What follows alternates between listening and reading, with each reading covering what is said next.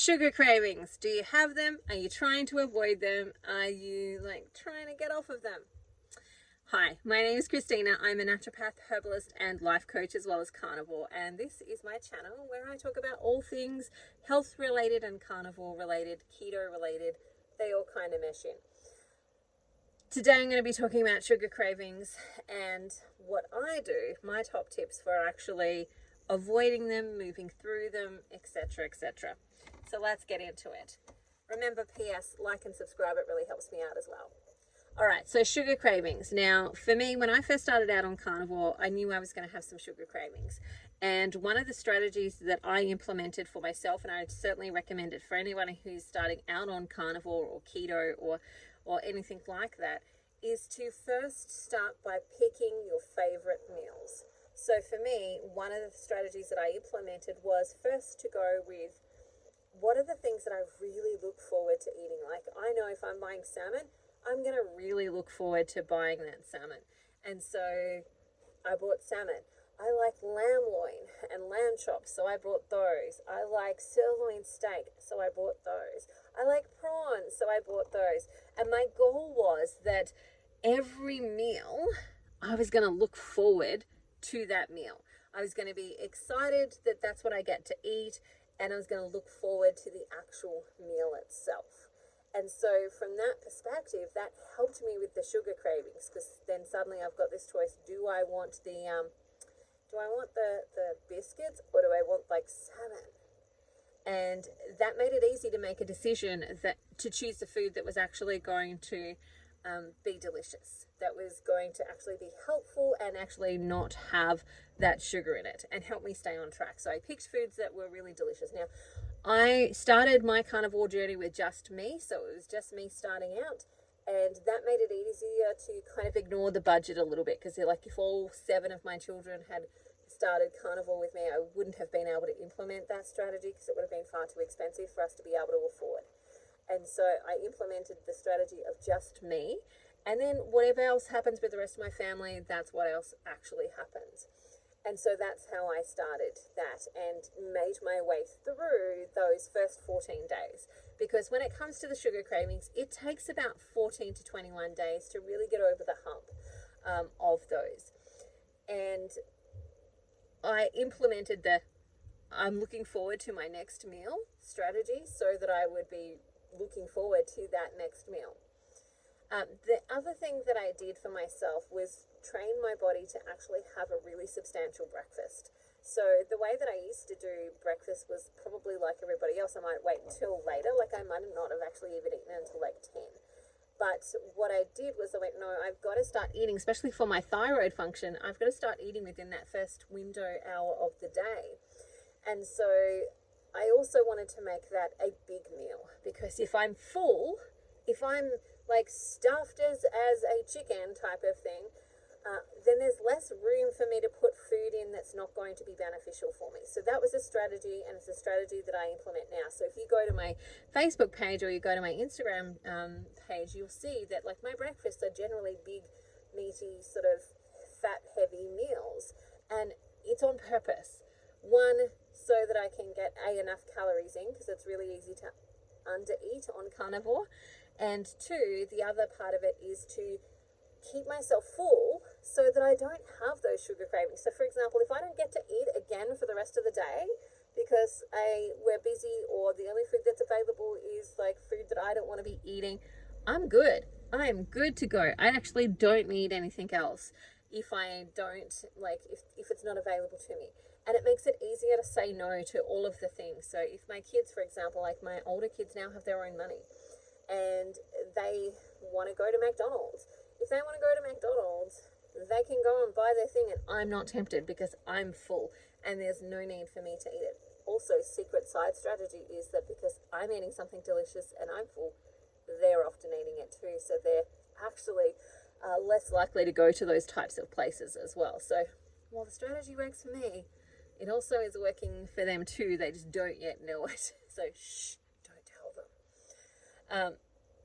But that strategy of staying full and being full is another way of crowding out room for foods that are high in carbohydrates, foods that I don't actually want to be eating a lot of, foods that or any of it all, and to help me move through the cravings. Because if you ever had a craving for like sugar, when you're like, I am so full, I couldn't fit anything else in, like it just is not happening.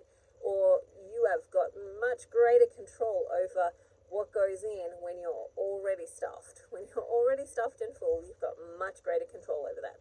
And so from that perspective, that's actually a strategy that I use to help me overcome and avoid the sugar cravings. Now, I amplify that if I've had something. So for example, at Christmas, this past Christmas, I decided that I would have a pavlova. That was going to be my one thing for Christmas Day that I was going to have.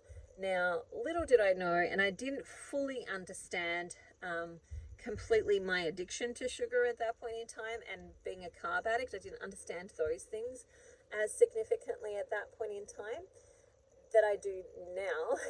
But that situation taught me, because I had that pavlova and it was delicious. I really enjoyed it. I absolutely thoroughly enjoyed it. I did not like go, I'm only having a little. No, I had the big piece, right?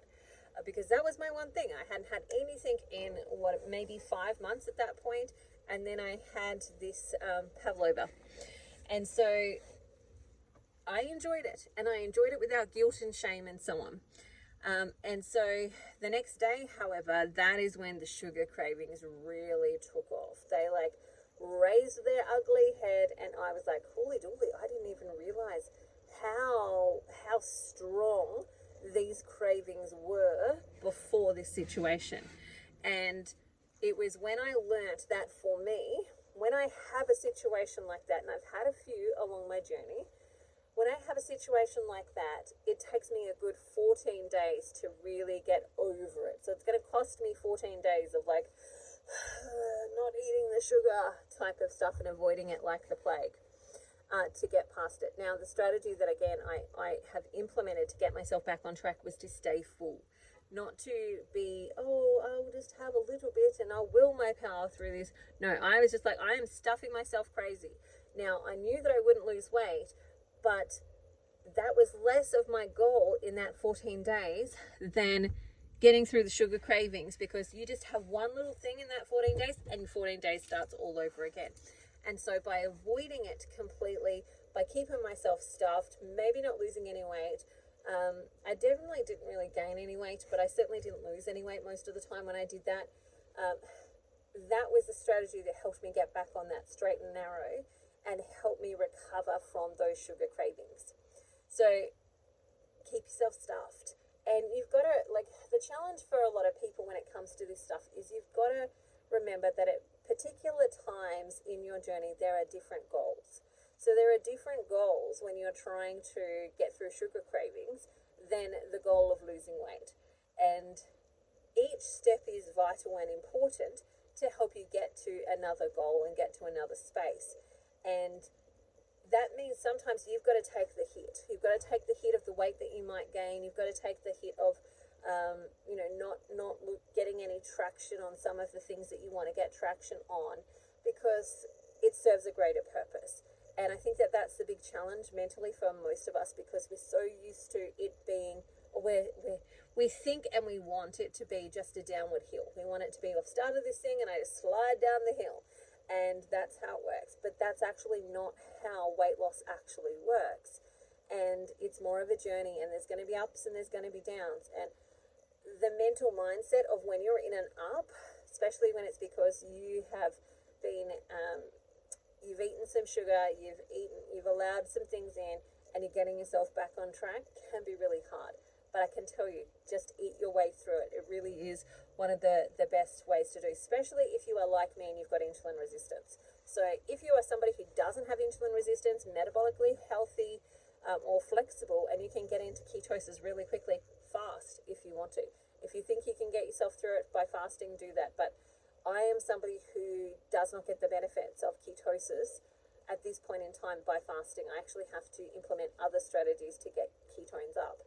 And so just by fasting, I'm not actually helping my way through that. And so instead, I need to eat my way through that. And that's the other thing, is you've got to kind of match the right treatment and the right protocol with the right person.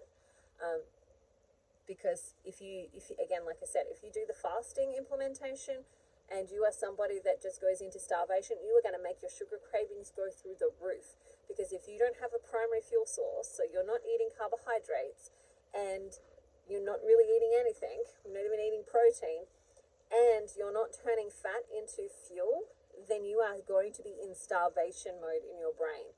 And that is going to make your brain start to scream at you, eat the sugar, eat the sugar. And so that like takes that game of willpower from, oh, I'm just staying on the straight and narrow, to I really have to work to stay here, versus I'm eating my way through it. So I would highly recommend like having a look at your blood glucose and ketone levels to see, are you getting into ketosis, if you're going to implement that strategy. But otherwise, eat your way through it. Know that you'll get through it, know that you'll get to the other side, and that you'll recover. The other strategy is connecting with friends, and this is where support groups can be really helpful, Facebook groups can be helpful, connecting into, like, I've got a support group called the Carnivore Support Group. There are clubhouse rooms, there are all sorts of different things that actually, we can connect with other people. Like, let's say you're doing it as a team or with a friend.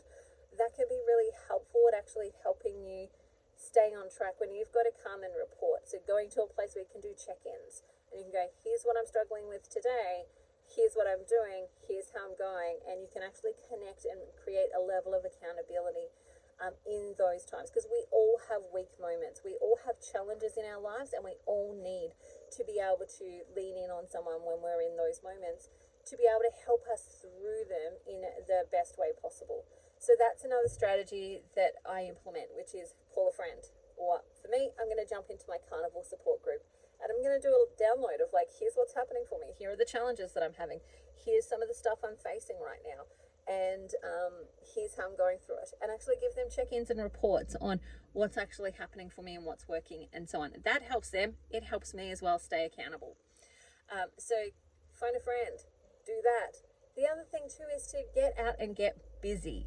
So if you are home by yourself and you've got easy access to food that's going to have sugar and stuff in it, that's going to be much harder than if you've packed your day full of stuff. If you're out, if you've packed yourself for lunch, that's what you're eating, and you're out doing stuff and you're maintaining a busyness level, that's going to help to distract you and keep you out of the sugar cabinet and keep you out of that cookie jar and all of the things. And so creating a level of busyness, give yourself a project, give yourself something to focus on, whether it be exercise, whether it be going for a walk just so that you're not even in the house, leave your card at home so you can't pay for things,